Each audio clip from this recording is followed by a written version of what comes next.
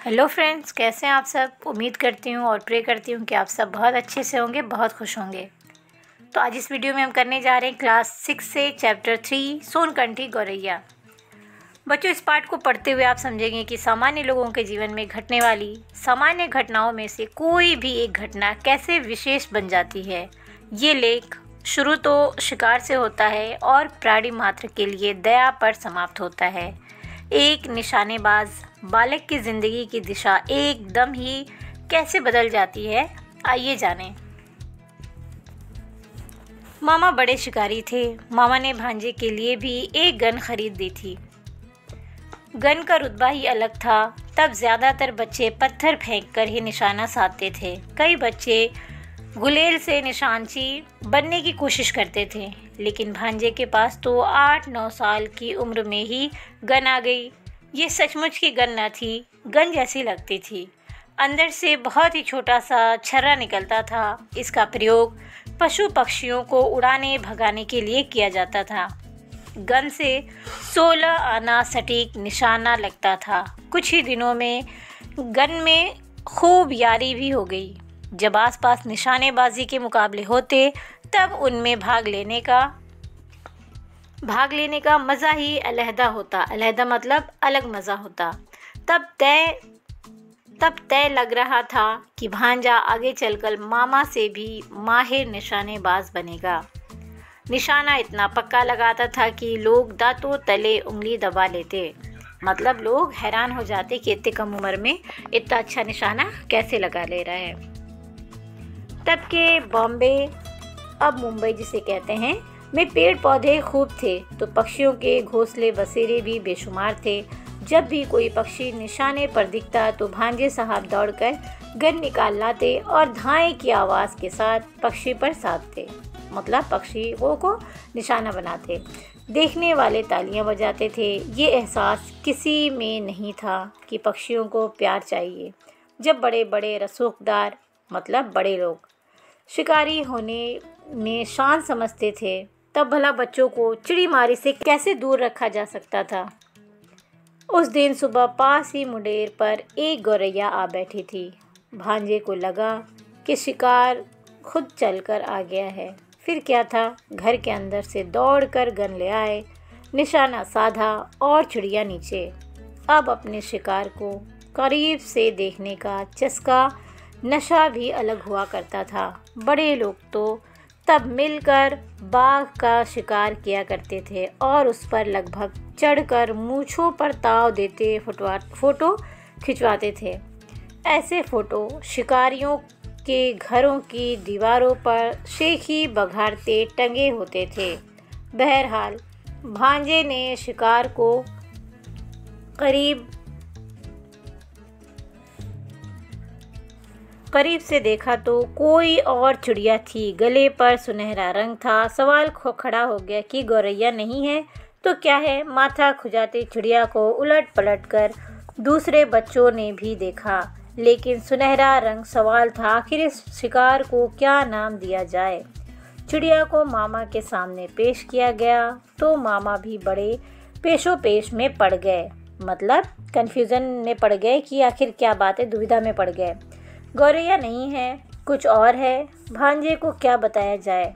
बहुत चिड़ियाँ देखी हैं, लेकिन ऐसी कभी नहीं देखी। भांजे ने बड़ा दुर्लभ टाइप शिकार किया है। मामा ने दुर्लभ मतलब जो बहुत कम हो, बहुत रेयर हो, कठिनाई से प्राप्त होने वाली या मुश्किल से पाई जाने वाली।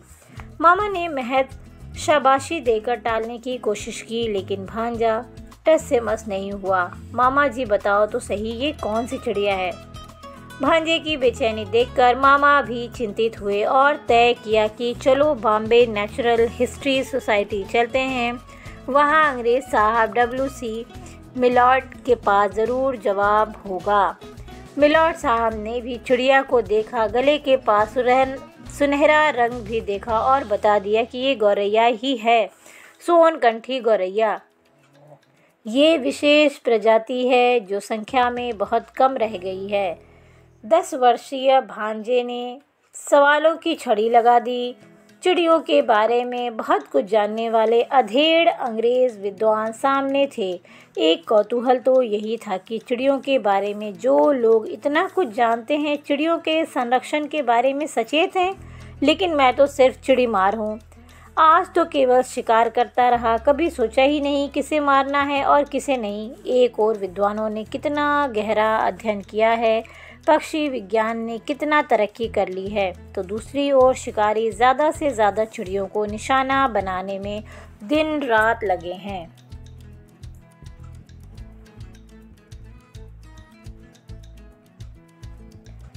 उस दिन उस छोटे बच्चे की डॉक्टर मिलॉर्ड से लंबी चर्चा हुई। मिलॉर्ड ने बताया कि भारत पक्षियों का देश है। यहाँ इतने पक्षी हैं कि कोई पूरी तरह नहीं जानता। पक्षियों के बारे में कोई पुख्ता दस्तावेज तक नहीं है। ऐसे बहुत सारे पक्षी हैं जो विदेश से हर साल भारत आते हैं।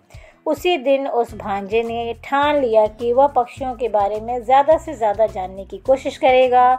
उसे बॉम्बे नेचुरल हिस्ट्री सोसाइटी जाने की आदत लग गई। डॉक्टर मिलॉर्ड और अन्य पक्षी वैज्ञानिकों ने लगातार बात करते हुए जो हस्ती तैयार हुई, उसे देश दुनिया ने अनूठे पक्षी विशेषज्ञ सलीम अली 1896 से 1987 के नाम से जाना। कोई ऐसा पक्षी प्रेमी नहीं जो सलीम अली को नहीं जानता हो।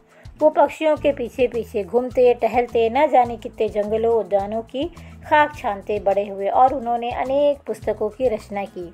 एक सोनकंठी गौरैया की मौत ने उनके पूरे जीवन का निर्माण कर दिया, मतलब पूरा जीवन बना दिया, एक नई दिशा दे दी कि उन्हें क्या करना है। उनको लक्ष्य मिल गया। उन्होंने पक्षियों की शोध के लिए पकड़ने के अनगिनत आसान तरीके निकाले थे। शोध मतलब रिसर्च करने के लिए, जिनसे पक्षियों को रत्ती भर नुकसान नहीं पहुंचता, मतलब ज़रा सा भी पक्षियों को नुकसान नहीं पहुंचता था। शोध अध्ययन के बाद पक्षियों को सकुशल छोड़ दिया जाता था। देश और विश्व स्तर पर सम्मानित सलीम अली ने जीवनी लिखी जिसका नाम है एक गौरैया का गिरना। बाल मन में बैठी एक बात ने किस तरह उन्हें पक्षी वैज्ञानिक बना दिया। उस समय कोई सोच भी न सकता था कि पक्षियों पर भी अध्ययन किया जा सकता है, उनके संरक्षण के विषय में भी सोचा जा सकता है।